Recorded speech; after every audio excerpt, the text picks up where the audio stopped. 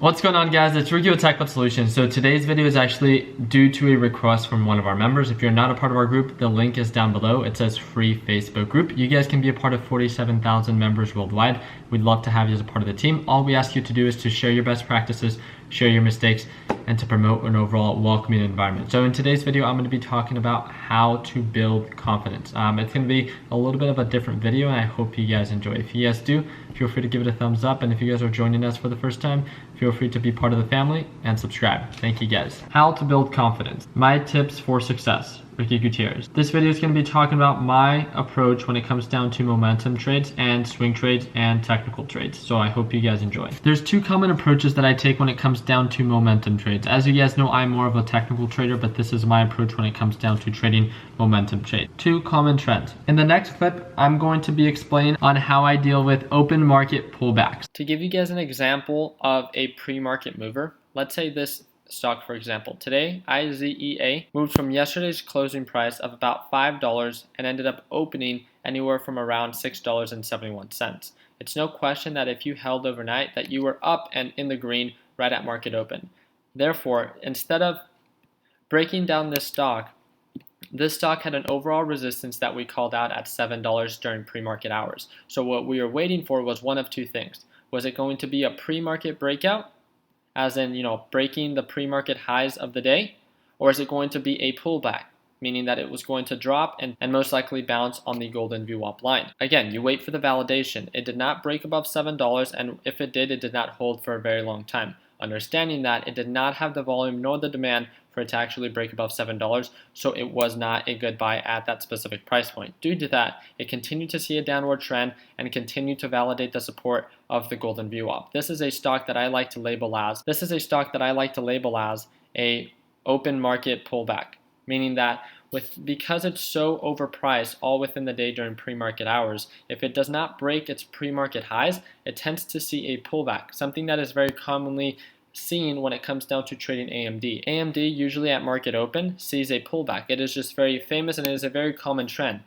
Just like this one as well. Instead of it breaking the pre-market highs, ended up hitting a resistance at $7 and then it saw a pullback. Therefore, because it saw such a decent pullback and started to validate the supports off the golden VWAP, it gave us a lot of margin for profit. On this initial bounce that it had around 575, I would have waited for a more valid, break and pop above $6. Therefore, if we see a solid pullback like this, and then we see it trending back up, I'm going to wait for it to break above a solid price point. That would have been $6. It broke above EMA and it broke above $6, which is a solid resistance due to it, trying to hold above $6 originally. Once it broke above $6, it started to trend up, broke above the purple VWAP, and then ended up hitting the resistance on the red VWAP. Altogether, it hit highs of 717, and breaking it down from the entry potentially at $6, that could have been about 20% profit. Understanding that, it saw a pullback, continue to come down, and again, it started to validate the support that it had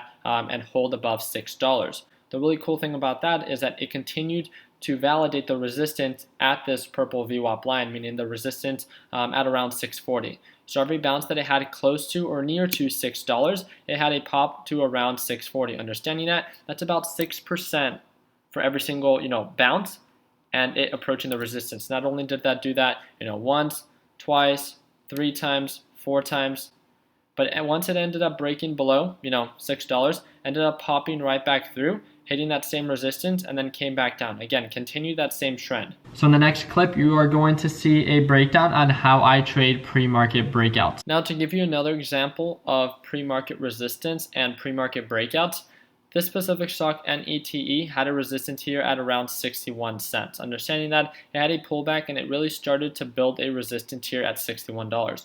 Once it got a solid break, ended up breaking not only from 60 to 65, but all the way to about 92 cents. Understanding that, it continued its upward trend and bounced and validated the support that it had here off the purple VWAP. The really cool thing about this is, again, you identify a resistance during pre-market hours, you wait for the break above that specific resistance, and see if the volume is actually following. If the volume is not following, then you can see that most likely there's going to be pullbacks.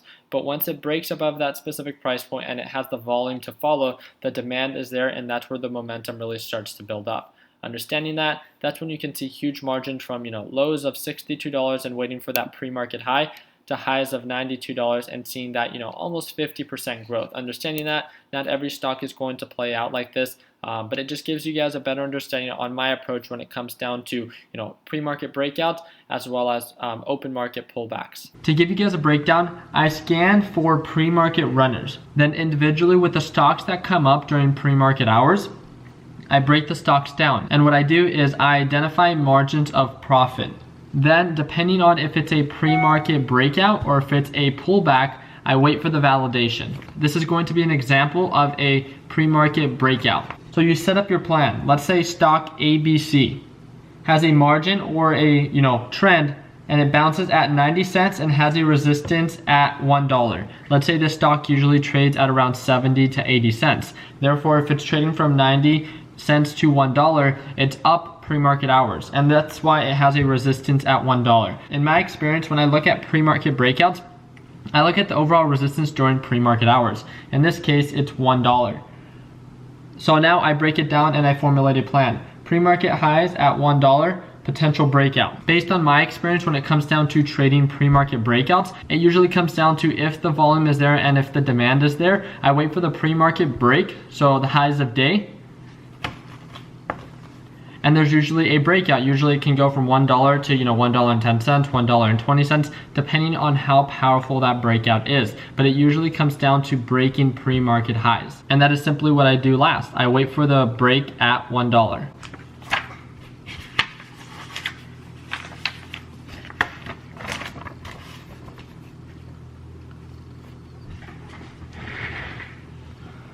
Let's talk about swing trades and technical trades. So for the first thing, I identify a margin of profit. Again, this is another example. Stock ABC. The support is at $1, the resistance is at $1.10. The difference from this one is that this is not highs, this is not up during pre-market hours. This is just a common trend that it tends to identify a support at $1 and a resistance at $1.10. Therefore, this is where ideally you would want to buy, and this is ideally where you would want to sell. Understanding that and understanding that trend, I formulate a plan. I wait for the technical bounce at support, so at $1.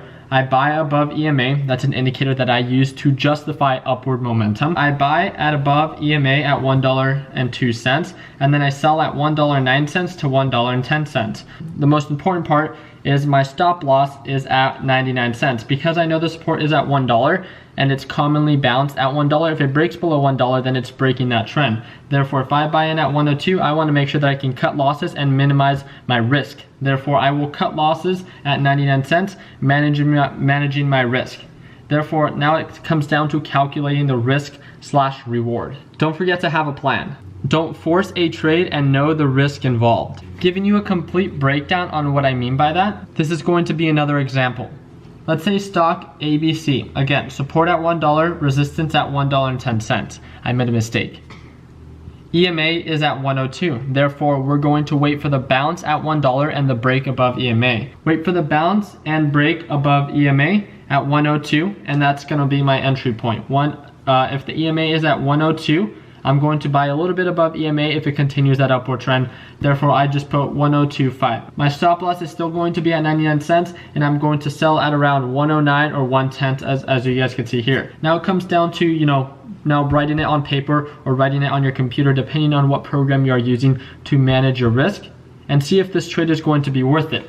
You want to make sure that the potential for profit is always greater than the potential for loss. This is so you can build confidence that you're investing in a stock, that the reward/risk is greater. Therefore, when you break it down and see that, if I buy in at 102 and I plan to sell at 110, my potential for profit is 7.31%. If I buy in at 102 and all of a sudden the stock takes a dip and it breaks the trend of bouncing at $1, then I am going to end up stop lossing out, and my potential for loss is 3.4%. Stick to your plan. And what I mean by that is, let's say you are investing $1,000, right? $1,000. Your potential for profit is 7.31%. That means you're going to be making about $73.10 on that specific position if it goes according to your plan. Let's say it doesn't go according to your plan and you end up having to stop loss out. if you are trading with $1,000 and because you have that stop loss, you're only actually just risking about maybe $34, and that's just about it. So understanding that although you are investing $1,000, one of the most important things to build confidence and to understand what it is that you're investing in and to understand the risk involved is to have a plan. Know where you're buying, know where you're selling, and know where you're going to be cutting your losses, because not every position that you take is going to end up in a green trade. Understanding that as long as you keep your losses smaller than your profits, then at the end of the week, you should still be ending the week on a green note as long as you stick to your plan. One of the biggest areas of encouragement that I can have for individuals is to break down a series of stocks just like I did. Therefore, if I break down, let's say 5 stocks, and I see that this one has a 7 to 3% ratio, meaning that for every 7% profit, it has a 3% risk. What if I look at another stock and it has a 10% profit with a 2% loss? That opportunity on that specific stock for the 10 to 2 is going to be worth it because, the risk is so much less. Therefore, the risk/reward is much greater on that specific stock. Therefore, when it comes down to the market opening, I have so much more confidence on this specific stock because of the reward that it has compared to the risk. So something I like to focus on is managing my risk, keeping it simple, and making sure that I focus on good quality stocks. And the only way that you can do that is for you to formulate plans, for you to break down stocks, and for you to really invest in stocks that you only see value in. Set up criteria that every stock has to meet and keep it simple. The last thing is learn and practice, test the waters. And what I mean by that is I would suggest for you to open a paper trading account so you can do some simulation trading so you actually have to risk no money. The second thing is keep it simple and don't force it. Most importantly, have fun and trade smart. Thank you guys again. So I hope you guys enjoyed this video. All the links are going to be down in the description. I know this video was a little bit different, but I hope it can be somewhat different than all the other videos that I've made as well as other people have made, and it's a little bit more entertaining to follow through. If you guys enjoyed this video and like the way and the style that I made this video, please feel free to give me a thumbs up, and if you guys want me to go back to my old style of making videos, then feel free to let me know in the comment section. Thank you guys again for everything that you guys do. If you guys have any areas or words of encouragement for the thousands of members that are going to be watching this and potentially new traders that are going to be watching this, feel free to leave it down in the comments so you can let them know and guide them in the right direction. Guys, continue working hard, continue following your dreams, and when it comes down to being successful in anything, let your passion be what drives you in your success. Like always, guys, let's make sure that we end the year on a green note. Take care, team.